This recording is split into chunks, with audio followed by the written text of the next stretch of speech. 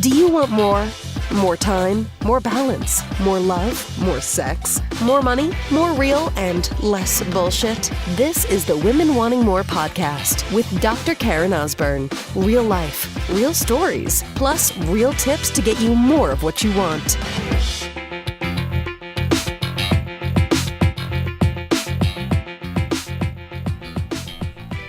You know, sister, the more that I look around in my world, the more conversations I have with people, the more things that I read, the more interactions that I see in social media, the more that I understand that the feeling and the need to just simply have real, honest conversations and relationships is not just me. There are many of you that are dying for real. I know when I've run live events through my coaching programs, that's one of the things that women crave the most is like, you know what? I just want somebody to be straight with me. I want somebody to tell me the truth. I want somebody to be fucking brave enough to just tell me what they see. And this need to have these like real connections, I think, is this so far swing to the other side at times that we will see on social media. We will see on Facebook. We will see even with their friends and family in person, how they show up. How are you? I'm fine. How are you? Like this knee-jerk reaction. When really, we are wanting to have real conversations. No one gives a fuck about the weather. Come on, people. No one gives a fuck about the weather. No one cares about the small talk. Like, quite honestly, that makes me uncomfortable. Real conversations, not uncomfortable. Small talk, ugh. It seems like just such a waste of energy and air, doesn't it? Like, what are we talking about? It's like basically I'm hearing this like nothing. You know, like in Peanuts? Remember like the original like Peanuts? If you're my age, you kind of, you know, remember at least the original ones, the infamous Christmas one and the Halloween. And so whenever the adults would talk, you would just hear this womp, womp, womp, womp, womp. You wouldn't, like, that would be the sound. It sounds ridiculous now. I don't know why they ever came up with that. I guess it's maybe because the kids, that's kind of what, they don't really hear them.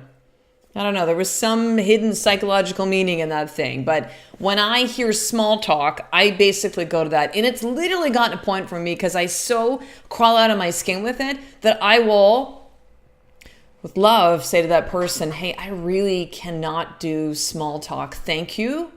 If you want to have a real conversation about your children or marriage or friendship or anything else, conscience is the world. Cool. Let's go for it. Now, it does not mean that every single person that you meet, that you suddenly just like verbally vomit all of your stuff onto, right? You have to know the people in your world that you feel safe enough to be very vulnerable and share stuff. It doesn't mean that you can't even go a little bit, I shouldn't say you can't, not that you can't go further. It doesn't mean that you can't have a version of a real conversation that isn't like, you know, like you rip open your chest and you show everyone your heart. Sitting there beating all your fucking, you know, stuff, challenges, past things that you regret, traumas. Like, it doesn't have to be that raw. But I'm telling you, it definitely needs to be real.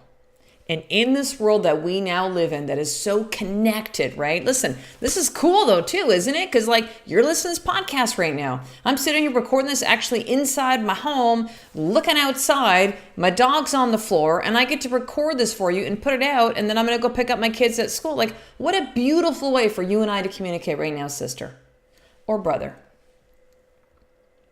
Right? I can share this up on Facebook. I can put it on Instagram like, man, this is amazing, right? Women that have connected with me who really didn't know me any other way except initially through the podcast and then started following me on Facebook and then joined one of my coaching programs and came to a live event or bought one of my online products or got one of the journals that I sent out for free. Like, you know, this has been such a beautiful, beautiful way to connect with you and many other women around the world. About 4,500 of you every single day that listen to the podcast. Like, amazing. Something like 180 countries around the world. Like, mind-blowing, right? Connection. The internet, social media, podcasting gives us such a beautiful way to do this. But yet, there's this dichotomy, there's this other side of having this technological connection, texting, that also makes us very disconnected, or it can make us disconnected. Now, this isn't like, boo, down with technology, like not at all.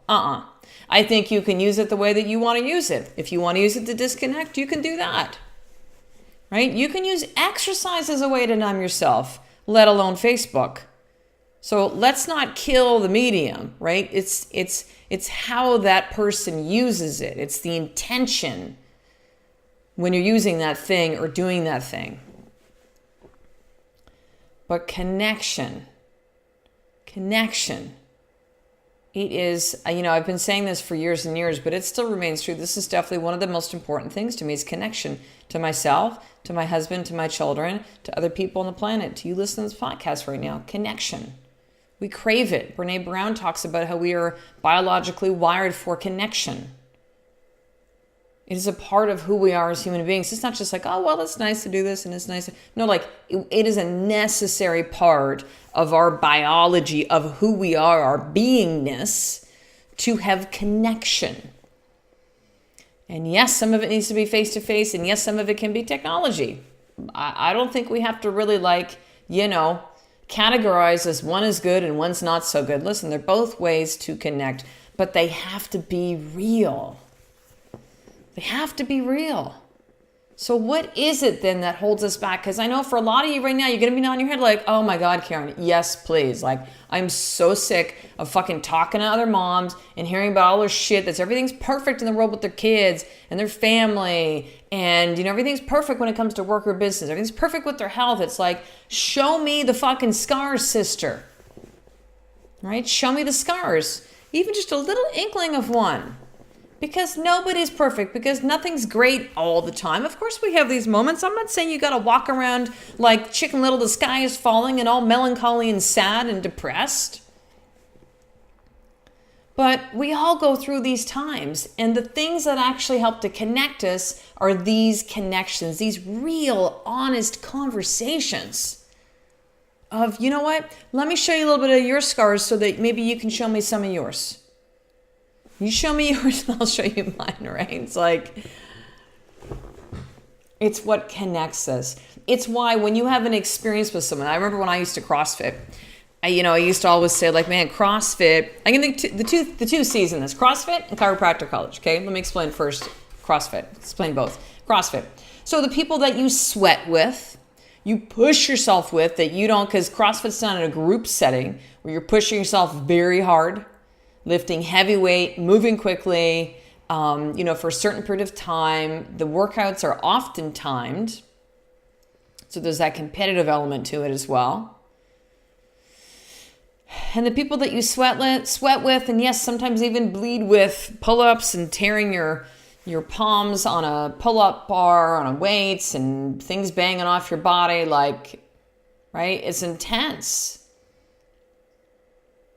There's a bond that you often felt with those people. This is one of the reasons why CrossFit, I think, became such a phenomenon. It wasn't because Greg Glassman, who created CrossFit, figured out that, hey, you know what? If you actually move your body, efficiently, if you actually lift heavy and move quickly and have periods of rest in between, and you don't, do stuff for the point of bodybuilding, but really it is a functional way of how we move our body. We match the movement to how we normally move as human beings, then you're going to get a lean, strong, fit body. And of course, you got to throw in nutrition and sleep and water and clear nervous system, all these other things. But that it's not about because of that I believe that CrossFit got the following, continues to, that it does, but it was the community, the connection that we felt with others, right? They would be like, oh, dude, you see the workout up tomorrow? Yep. Oh, shit, hardly gonna sleep tonight.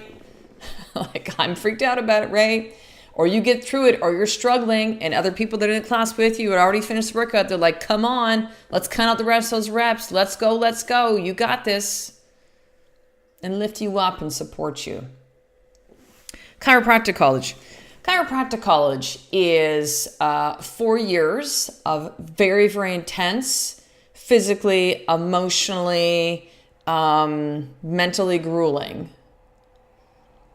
And It was a great experience being in chiropractic college. It's also a really hard experience. The number of exams that you're taking, and then there's board exams, and I did both the Canada and US board exams, and you have your hands on each other, right? Because you're also, I mean, not just, of course, a lot of the training that we have as chiropractors is medical school outside of pharmacology. A lot of the stuff and outside of pharmacology, instead of that, we've got then hands-on adjusting and really learning how to adjust the spine to create better function.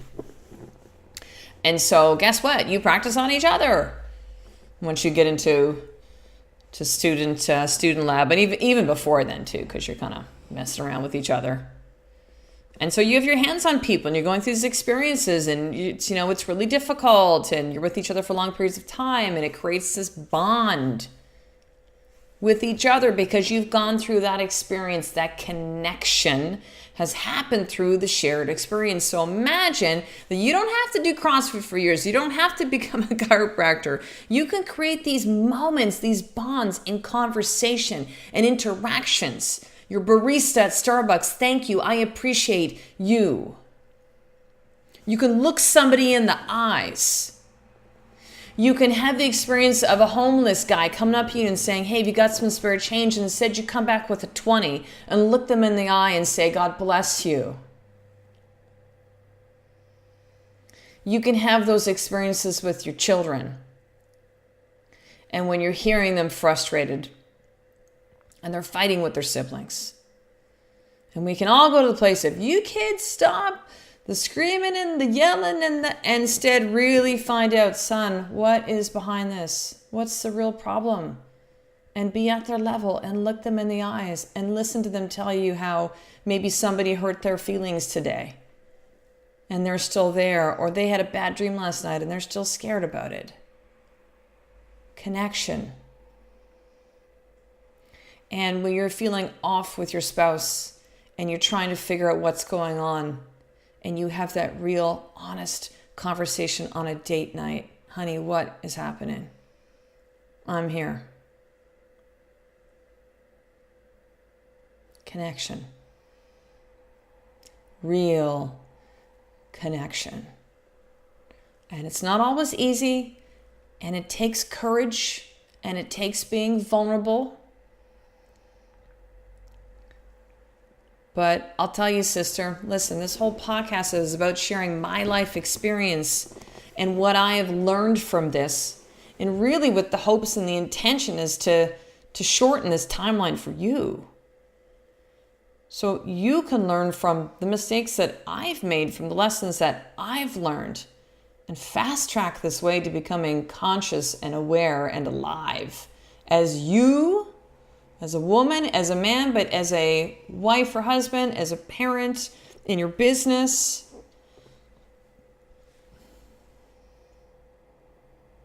Connection. It matters, and it's got to be real. It's got to be real. So here's your more tip for today.